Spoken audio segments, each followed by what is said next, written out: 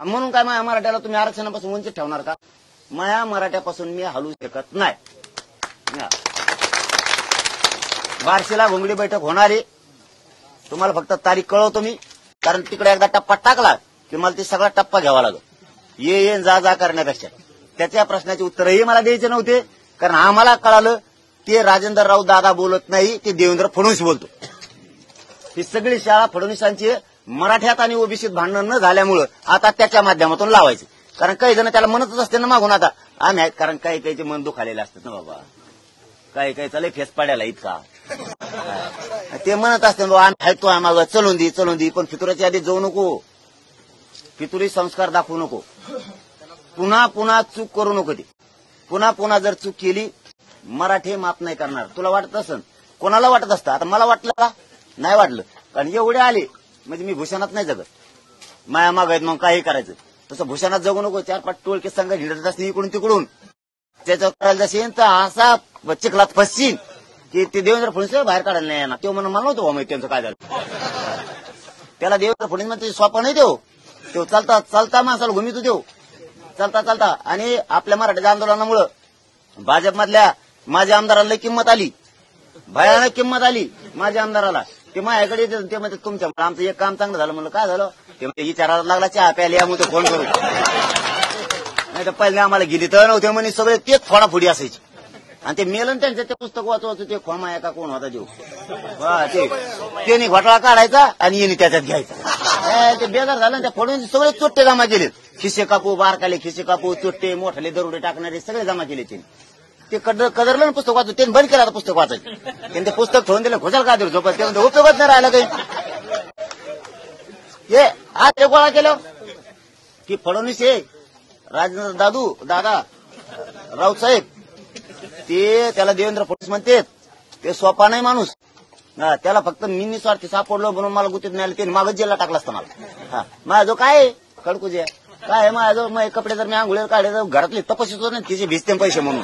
पैसेच नाही तर काय तिचे तपाशीचे माझ्याजवळ हाई काय. तू कशाला नादी लागवतो? तुला वाटत असून तू रागानं बधिरी, तो फक्त रागानेच बधीर असेल ना राऊत दादा, फक्त रागाने बधीर असेल. मी सगळ्या अंगाने बधीर आहे. तो मला ओळखलंच नाही आणखीन, तो मला आणखीन ओळखलंच नाही. देवेंद्र फडणवीसला सुद्धा ओळखा हे रसायन काय म्हणून जरा गेली पागल झाले. त्यांनी काही तज्ञ लावले, तज्ञ सुद्धा गुंगून गेले.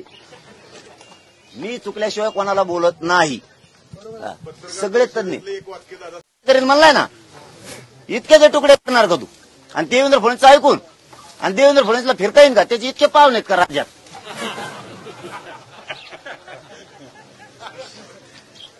त्याला फिरता येईल का? फडणवीस साहेब तुम्हाला या मायबाप गोरगरीब जनतेच्या वतीनं सांगतो, तुम्ही राऊतच्या खांद्यावर बंदूक ठेवून मोकळे राहू नका आणि तुम्ही हे चाळे बंद करा. तुम्हाला जाहीर सांगतो मी आणखीन एकदा, या मायबापाच्या साक्षीने हे गोरगरीब लोक आहेत, यांच्या साक्षीने सांगतो, यांना आरक्षण पाहिजे. तुम्ही आमदार टप्प्याटप्प्याने उतरू नका. हे जर म्हणलं असतं मी सरकार कापीन आरक्षण नाही दिल्यावर, तर मराठीने उद्या लगेच इकडच्या खांद्यावर उचलेलं असतं. हनुमानाने राम लक्ष्मण उचलल्यासारखं उचललं असतं का नाही? खांद्यावर घेतलं असतं, त्याला नाचले असते गुलाल टाकून. तू उलट्या दिशेने फितुरेच्या दिशेने चालला, फितुरेच्या दिशेने चालला. चुकीचं केलं, त्याला लय महत्व द्यायची गरज नाही, त्याला महत्व देऊ नका, त्याला महत्व द्यायची गरज नाही. पण बैठक मात्र बार्शीत होणार आणि लांब पटांगणाला ठेवा. म्हणजे काय असतं? अरे तसं नाही, लांब पटांगणाला कशामुळे म्हणतो? त्याला जर मला हाणायला यायचं असलं तर त्याला मोकळ्या पटांगणाला हाणून द्या ना.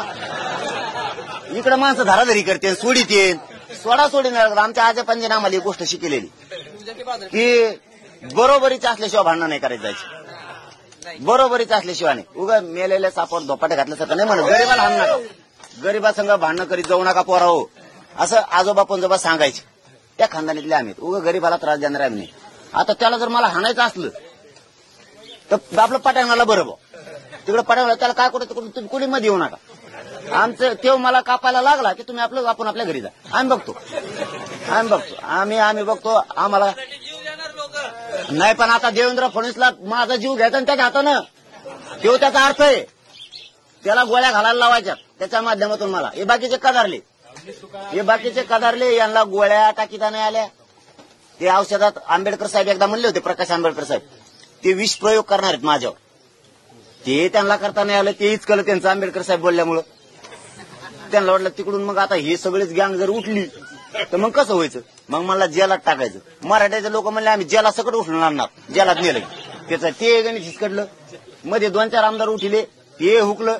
आता याच्या आता सुपारी यांनी मला तुकडे करायची सुपारी घेतली. कापू द्या ना, पटांगणाला कापू द्या जरा, बघू द्या त्याला. मला पटांगणाला कापिणार आहे, पटांगणाला कापू नाही, पण त्याला पटांगणाला कापू द्या, मला त्याला तुकडे करायचे. अरे त्याच्या इकडे पाहुणे असले ना, त्यांना विचार म्हणा आम्ही काय, कशाला उघड डोकं लावतो तिकडून.